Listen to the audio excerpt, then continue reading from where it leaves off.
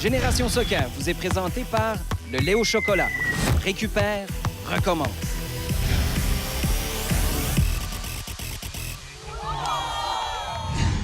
Ici Olivier Brett, bienvenue à ce nouvel épisode de Génération Soccer. Cette semaine, on s'entretient avec l'attaquant de l'Impact de Montréal, Matteo Mancosu. Pour notre segment Sur la route, on reçoit 4 membres de l'équipe du Québec qui ont remporté la toute première médaille d'or de l'histoire aux Jeux du Canada en soccer féminin. On en profitera d'ailleurs pour voir les meilleurs moments de cette finale épique de 110 minutes. Et pour notre débat de la semaine, on s'interroge à savoir pourquoi tant d'amateurs de hockey sont toujours rebutés par le soccer. On débute dès maintenant cet épisode avec l'attaquant italien, Matteo Mancosu. Le joueur de l'heure vous est présenté par Puma. L'équipe de Génération Soccer a rencontré Matteo Mancosu, l'attaquant de l'Impact de Montréal qui tente de conserver son poste d'attaquant numéro 1 devant Anthony Jackson-Hamel qui connaît une magnifique saison. Un autre attaquant italien a connu beaucoup de succès ici avec l'Impact, Marco Di Vaio. Est-ce que tu lui as parlé avant de venir ici avec le club? Ho parlato con Marco perché siamo stati a Bologna insieme, quindi lui faceva il team manager, direttore là, io giocavo al Bologna, quindi abbiamo parlato e mi ha parlato molto bene di Montreal, forse anche grazie a lui che sono qua ora perché mi ha consigliato questo posto, la gente, la società, la squadra, il club. Tutto bene, tranne il freddo, però ci si abitua, quindi non è un problema. Tu as joué longtemps en Italie, un pays fort de l'histoire du soccer. C'est quoi la différence entre jouer au foot en Italie e jouer ici au Canada? Ma in campo sicuramente dal punto di vista tattico c'è un po' di differenza. In Italia credo che prima è importante non prendere gol e poi farlo in linea generale. Qua invece chi fa più gol vince, quindi è più uno spettacolo, qua è più uno show. In Italia è più vista come un fattore tattico, quindi c'è molto più, si allena molto più in base ai movimenti alla difesa, qua un po' di meno. Laurent Simon nous a dit l'an dernier que la Ligue, la MLS ici, c'est une ligue beaucoup plus physique qu'en Europe, le soccer qui est joué là-bas. Est-ce que tu es d'accord et est-ce que tu as dû t'adapter à ce facteur? Sì, è vero, in effetti qua dal punto di vista fisico ci sono squadre molto forti, attaccanti, difensori che si fanno valere con una prestanza molto forte, magari un po' meno tecnici, però dal punto di vista fisico sono tosti da superare, sono veloci, potenti, rapidi, quindi bisogna essere equipaggiati bene, riuscire a controbattere in tutti i modi. L'anno scorso ci siamo riusciti bene, quest'anno dobbiamo un po' risalire la china, però speriamo di arrivare in fondo. Tu as développé une très belle chimie avec Nacho Piatti et Dominic Oduro. Est-ce que tu peux nous parler un peu de tes deux coéquipiers? Ma trovo molto bene, giocare con loro è molto facile perché sono bravissimi giocatori, ti mettono sempre nelle condizioni di fare bene, ci conosciamo bene, ormai sappiamo le caratteristiche di ognuno, è normale che certe volte abbiamo delle difficoltà, ma sono contento di giocare con loro. Matteo Mancosu, grazie mille. Grazie mille a voi e ci vediamo presto, un abbraccio, ciao. Après la pause, les moments forts de la finale féminine Ontario-Québec aux Jeux du Canada de 2017 avec 4 de nos médaillés d'or.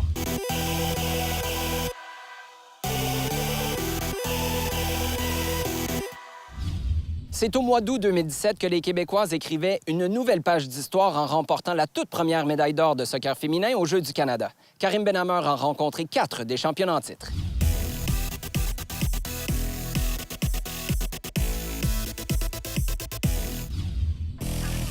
C'est la première fois de l'histoire que l'équipe féminine du Québec remporte l'or aux Jeux du Canada. Revoyons à l'instant les meilleurs moments de la finale Québec-Ontario en compagnie de 4 membres de la formation québécoise, dirigée de main de maître par Jessica Silva.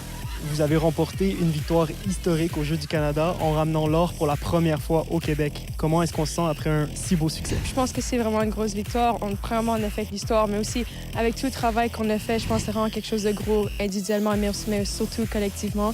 Fait que ramener l'or, c'est vraiment comme une récompense pour tous les efforts qu'on a faits pendant cette année. On parle de la manière de jeu, mais aussi du résultat. Vous avez eu 25 buts marqués et aucun but contre. Toi, en tant que gardienne de but, est-ce que c'est quelque chose de spécifiquement plaisant? Mais c'est sûr que, premièrement, avoir 0 but contre dans un match, c'est beaucoup. Fait que pour tout le tournoi, je pense que c'était vraiment quelque chose de significatif pour moi. Mais je pense qu'on l'a fait en tant qu'équipe. C'était pas juste la gardienne en arrière, c'était vraiment toute l'équipe complète. On a été, comme elle le voulait, on a été la meilleure équipe défensivement. Puis grâce à ça, on a eu 0 but contre, mais aussi offensivement, on a réussi à en marquer 25. Donc parlons spécifiquement de la finale contre l'Ontario. cette équipe-là, elle a la réputation d'être une équipe normalement très offensive et très puissante. Donc, comment est-ce que vous avez préparé le match? On avait étudié notre adversaire, on les connaissait très bien. On voyait que c'était une équipe qui avait beaucoup de puissance. Athlétiquement, c'était dangereux, ça va vite. Techniquement, c'est toujours fort aussi. Donc, la réalité, c'est qu'on s'attendait à un match de transition. On s'attendait à un match de high press. Finalement, ils ont fait un bloc bas. Donc, on a dû s'ajuster par la suite. Pourquoi pensez-vous justement qu'elles ne sont pas venues nécessairement avec leur habituel style de jeu? Je crois qu'ils ont eu peur.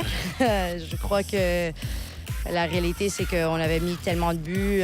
La manière dont on jouait dans le tournoi, même si les adversaires étaient un petit peu moins forts, la réalité, c'est que la qualité de joueuse qu'on avait, avec l'engagement que les filles avaient, on regardait dans les yeux des joueuses québécoises, puis on savait qu'il y avait une but dans le tête, puis c'était la médaille d'or.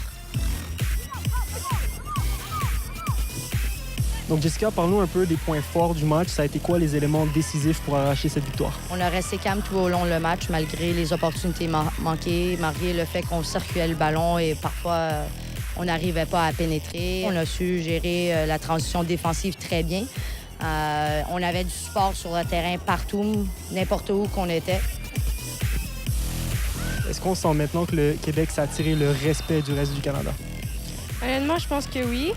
Auparavant, c'était souvent l'Ontario qui gagnait face au Québec, mais là, maintenant, on a su imposer notre style de jeu, on a su imposer nos techniques, notre vision du jeu, puis je pense que c'est un gros tournant pour le soccer du Québec.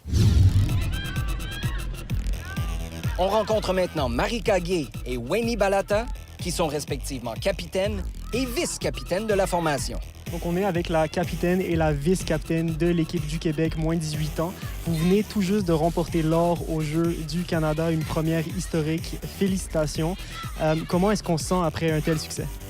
On se sent vraiment bien. Je veux dire, la quantité de travail qu'on a mis avant le tournoi pour pouvoir arriver aussi préparé à un tournoi d'une aussi grande envergure, comme juste avoir un résultat comme ça, tu te sens extrêmement bien. Puis on est extrêmement fiers du résultat qu'on a eu.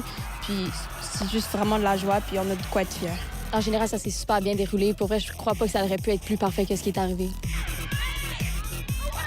Je pense que les points forts, c'est le fait qu'on ait pu rester calme, malgré le fait qu'ils nous pressaient bas et qu'on n'arrivait pas tout le temps nécessairement à pénétrer.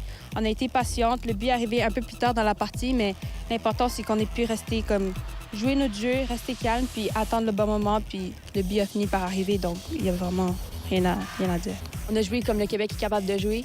On a donné une super bonne performance, puis dès qu'on a réussi à marquer finalement, en temps supplémentaire, bien, après, on a gardé notre calme. On a réussi à continuer à garder le ballon, puis on n'a pas paniqué. Je pense que ça a été un élément déterminant.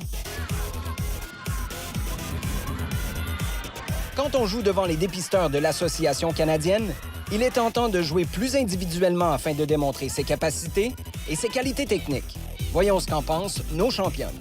Dans ce genre de tournoi, on le sait, il y a des recruteurs, il y a des dépisteurs qui vous regardent. Est-ce qu'on y pense pendant qu'on joue à ce genre de choses?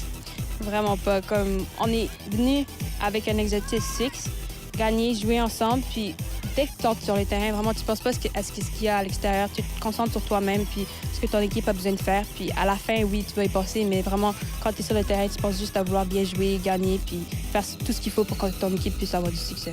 Comment est-ce que vous avez trouvé l'équipe ontarienne? C'est sûr qu'on s'attend tout le temps à un gros adversaire contre l'Ontario. C'est une équipe qui est physique, qui a beaucoup de capacités physiques, donc ils sont rapides, ils peuvent aussi être très techniques. Donc c'est sûr qu'on s'attendait à une grosse game parce que c'est tout le temps une grosse rivalité contre eux. Mais encore, comme j'ai dit, on a focusé sur notre équipe, puis on est arrivé avec beaucoup de confiance. C'est une grosse équipe, l'Ontario, on sait de quoi ils sont capables. Puis on s'est concentré sur nous. On avait déjà encore une fois nos objectifs fixés. On a essayé de les mettre en application durant le match. Puis malgré ce qu'ils nous offraient, on a réussi à imposer notre jeu. Puis je pense que c'est ça ce qui compte à la fin de la journée. Les filles, j'aimerais revenir sur un point spécifique de cette finale. Donc, elle a duré 80 minutes, plus, vu que c'était égalité, il y a eu 2 périodes supplémentaires de 15 minutes, donc un total de 110 minutes. À quel point est-ce qu'on peut être prête pour ce genre de long match à la toute fin d'un tournoi? C'est sûr qu'à la toute fin d'un tournoi, il y a de la fatigue qui rentre. Mais c'est ça. Surtout dans les temps supplémentaires, il faut savoir gérer ton énergie. Tout le monde est fatigué, les jambes sont mortes, donc il faut juste savoir gérer, puis comme aller au bon moment, faire des attaques au bon moment, puis être, encore une fois, rester simple, pas trop compliquer les choses, puis jouer comme on sait jouer. Surtout dans des moments où tout le monde est fatigué, puis oui, c'est ça. Donc les filles, on remporte le tournoi, 25 buts marqués, 0 but contre, une médaille d'or historique pour le Québec qui la gagne pour la première fois. Est-ce que ça pourrait être plus parfait que ça? Non, je pense pas. C'est juste, il n'y a que de la joie. On est vraiment heureuse du résultat. Puis pouvoir écrire l'histoire, il n'y a rien de mieux qu'on peut demander. Puis on est vraiment fiers, surtout avec le travail qu'on a fait pour s'y rendre. Puis c'est juste la joie. Ouais, c'est juste un gros sentiment d'accomplissement, puis tellement de fierté d'avoir prouvé ce qu'on était capable, puis d'avoir atteint nos objectifs. Donc non, ça n'aurait pas pu être plus parfait à mon avis. Les filles, encore une fois, félicitations. Vous nous avez ramené l'or pour la première fois. On est très, très fiers de vous. Merci. Merci beaucoup. Merci. En hauteur, on va chercher des Philippot du côté du Québec. Bien tendu devant la gardienne qui est sortie. Et le but! Et le but! Et là, c'est fantastique! Est-ce que c'est Marie Cagué qui a marqué? Je pense que oui. Marie Cagué qui a réussi à pousser le ballon au fond du filet. Après la pause, on rencontre le jeune frère de David Choinière, Mathieu Choinière, qui lui aussi a commencé à s'entraîner avec la première équipe de l'Impact de Montréal.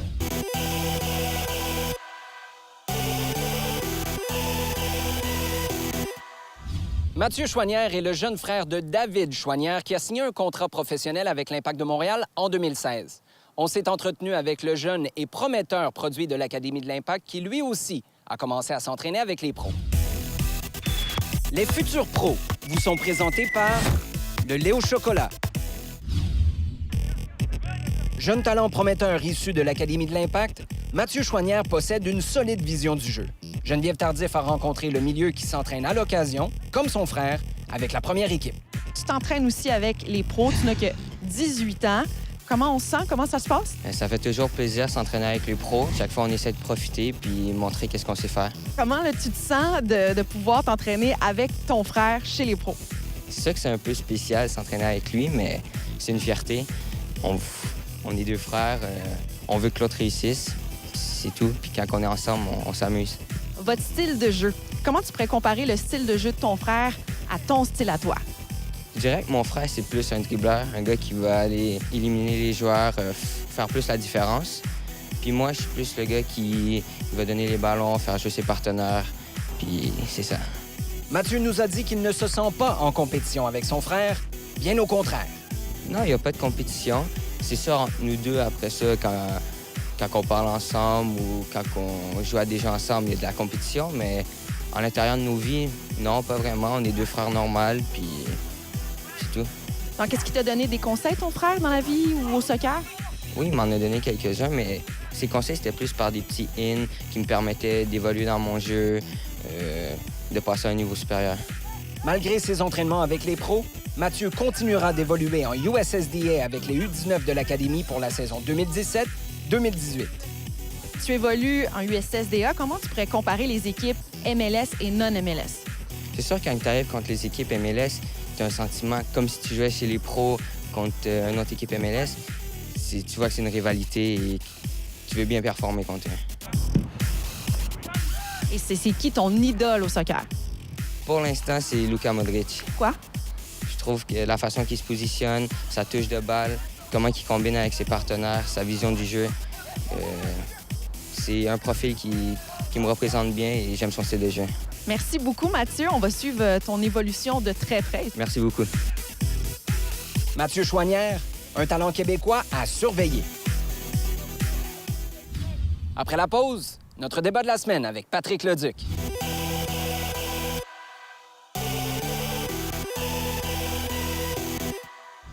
C'est bien connu, les amateurs de hockey sont souvent très critiques envers le soccer. Est-ce qu'ils ont vraiment raison? C'est ce que nous verrons dans ce débat auquel j'ai eu le plaisir de participer.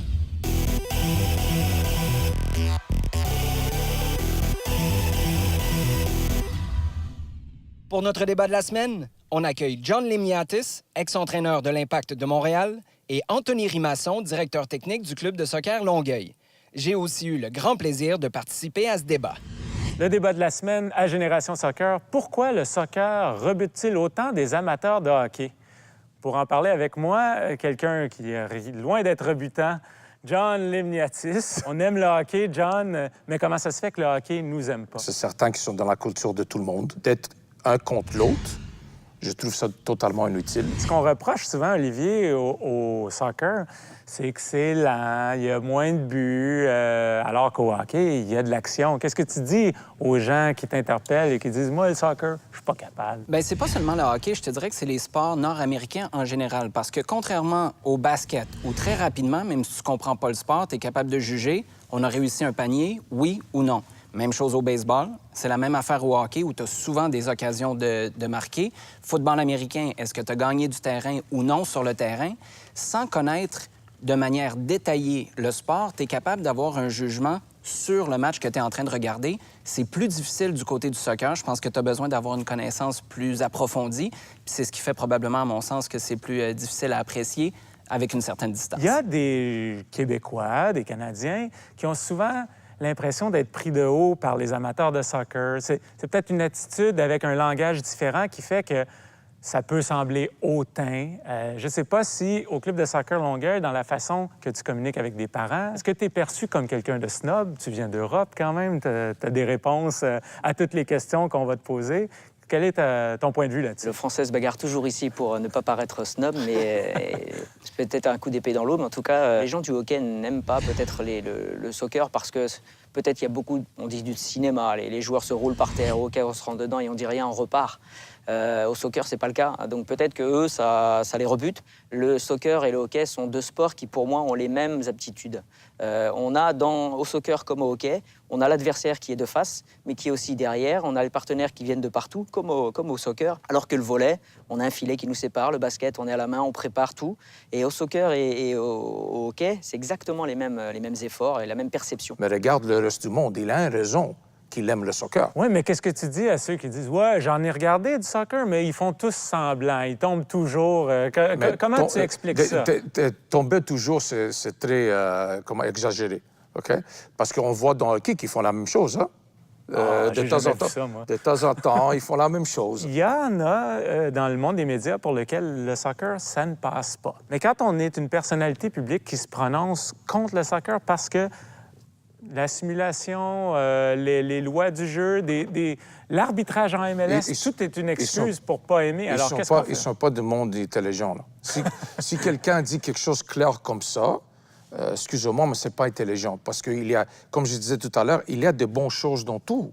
Alors, si tu n'aimes pas, tu n'aimes pas. Mais Olivier, tu as des collègues à la radio. J'ai des collègues partout. Oui, et qui, dans certains cas, ont aussi affiché un dégoût pour le soccer, une situation que tu dois vivre au quotidien. Comment tu négocies avec des gens qui ont une attitude plus fermée par rapport au sport? Je reviens à ce que John disait tout à l'heure. Si tu n'aimes vraiment pas ça et que pour toi, le soccer, bien, ça vaut même pas la peine d'en parler, justement, parle-en pas du tout. Mais choisis pas les moments où ça fait ton affaire parce qu'il y a eu une mauvaise décision d'un officiel dans un match Toronto Impact de Montréal en championnat canadien ou parce que tu as Lionel Messi qui est tombé au sol. Peut-être pas le meilleur exemple parce que c'en est un de ceux qui essaye souvent de rester debout. Mais choisis pas ces moments-là pour seulement en parler quand t'en parles mal. Sinon, parle-en juste pas, puis c'est correct. C'est pas parce que quelqu'un a une opinion qui, là, tout d'un coup, qui fait pas notre affaire, qu'il faut les jeter par la fenêtre. Maintenant, quand c'est tout simplement pour faire le procès, non seulement d'un joueur, d'un match ou d'une décision d'un arbitre, quand c'est pour faire le procès du sport, c'est là où moi, j'achète pas. Parle-en pas si c'est pour faire le procès du soccer au sens général. Il y a une chose qu'on n'a pas abordée, c'est qu'au hockey, on prétend souvent être les meilleurs du monde, mais c'est un sport qui est limité à l'hémisphère nord. Hein? Ça se passe en Amérique du Nord avec, disons, la Ligue nationale de hockey. On va dire que les champions de la Coupe Stanley sont quand même les champions du monde. Et la même chose au baseball, au football américain, on va dire que c'est les champions du monde. Alors qu'au soccer, c'est à travers le monde. Est-ce qu'il n'y a pas une critique qu'on pourrait faire aux amateurs de hockey de dire, bien, regardez, vous regardez un peu le nombril, ouvrez-vous à ce qui se passe ailleurs? Je pense que c'est quelque chose qui est américain. C'est pas la Ligue que tu deviens champion du monde. Hein? Ouais. Il y a la Coupe du monde qui décide qui est le champion du monde parce que le pays sont qualifiés pour être là. Oui, mais ce que je retiens de ça, c'est que l'univers nord-américain, c'est l'univers qui est connu. Et ça, c'est justement sécurisant. Tu n'as pas à te demander. On le voit à toutes les fois qu'il y a une fenêtre des transferts. Quand on parle de Neymar qui passe au PSG pour 222 millions d'euros, il faut expliquer que ça, c'est juste le transfert et c'est pas le salaire. Pourquoi? Parce qu'on n'est pas capable de comprendre en Amérique du Nord comment ce système-là fonctionne. Contre qui ils l'ont échangé déjà? Je m'en rappelle plus. Je m'en rappelle exactement. Des ballons, puis les banques. Là, ils ont changé des banques. Le stade au complet. Mais c'est un bon exemple. Et ça, c'est pas une critique que je fais. C'est juste qu'il faut prendre son cerveau de sport nord-américain, basket ou hockey, le laisser de côté, puis juste essayer d'avoir une nouvelle façon de voir les choses. Et c'est quand on prend le cerveau d'un sport pour l'appliquer à un autre où c'est compliqué. Et les périodes des transferts, c'est un bon exemple. Un Français qui arrive du football, nous on l'appelle le football déjà ici, il l'appelait le soccer, donc c'est déjà une grosse barrière. Quand je suis arrivé ici, j'ai vu des images sur, je crois que c'était le championnat avant la MLS, où les tirs au but étaient des comment ça s'appelle au hockey, ça part du milieu et... Oui, moi j'ai fait ça. C'est un truc de fou. J'ai jamais marqué. Jamais. Il y a qu'ici que ça se passe, donc les gens pensaient que ça se passait comme ça, hein, que c'était ça, un tir de pénalité, c'était ça. Et alors que non, donc oui, c'est très centré, c'est très nombriliste sur la discipline. 1988, vous étiez né en 1988? Oui, quand même. Ça, c'est quand tu as participé aux Olympiques, ça? Non. Ouf. Je dis ça honnêtement. On était dans le stade pour une pratique en Grèce. Puis j'ai vu des gars qui sortaient du stade d'une autre porte avec des sacs de hockey. Qu'est-ce que vous avez? Vous avez volé d'équipement de quelque part? Ou vous revenez du Canada ou quelque chose? Puis imaginez-vous qu'ils m'ont dit que nous, notre club, avait une équipe de hockey. Puis ils allaient en voyage parce qu'il n'y a pas de glace. Il n'y avait pas. OK? Puis ils allaient quelques fois par mois en Bulgarie, qui était à côté, pour pratiquer et jouer des matchs. Puis imaginez-vous qu'on avait une équipe de hockey. Puis il n'existe même pas un aréna ou de la glace. Hein? Moi, je trouvais ça superbe. Je dis, je vais venir jouer avec vous de temps en temps, mais... Tu pourrais jouer encore pour l'équipe nationale de Grèce. Ça, c'est sûr. Ça, c'est sûr. Ça, c'est sûr. Tu pourras encore aider l'Impact, hein? On s'en parlait. Ça, c'est sûr aussi. Mais John, Olivier, Anthony, merci d'avoir participé au débat de la semaine. Ça fait plaisir. Merci. J'espère que cet épisode de Génération Soccer vous a plu. Merci beaucoup d'avoir été des nôtres et à la prochaine. Génération Soccer vous était présenté par le lait au chocolat. Récupère, recommence. L'équipe de Génération Soccer utilise exclusivement de l'équipement audio de marque AKG.